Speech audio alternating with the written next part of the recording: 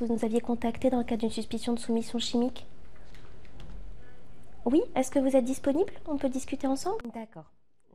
C'est l'une des nombreuses retombées du procès des viols collectifs de Mazan qui a choqué le monde entier.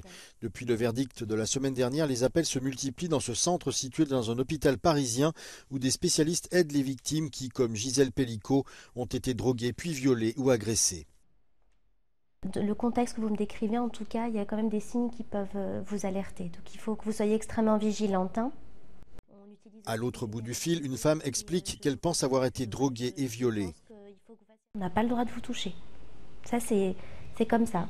Ça n'existe pas, le permis de violer, ni le permis d'agresser. Ça n'existe pas. D'accord ?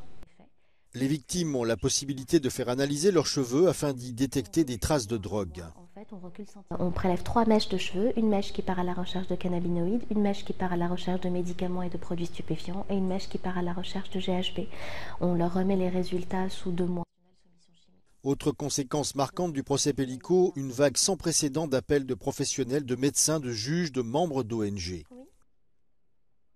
Il y a un fait qui est marquant depuis le procès des viols de Mazan, c'est la surmobilisation des professionnels de santé qui sont sidérés par le fait que justement cette victime a été en situation d'errance pendant si longtemps avec des symptômes qu'elle décrivait, dont elle se plaignait mais qui n'avaient pas été identifiés comme étant potentiellement une administration de substances nuisibles.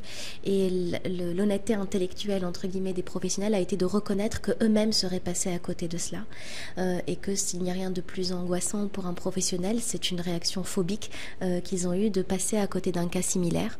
Et donc c'est la raison pour laquelle on est particulièrement sollicité pour des formations, pour monter en compétences. Le gouvernement français a promis de lancer des réformes pour aider les personnes qui craignent d'avoir été droguées puis violées, avec notamment des kits de tests financés par l'État.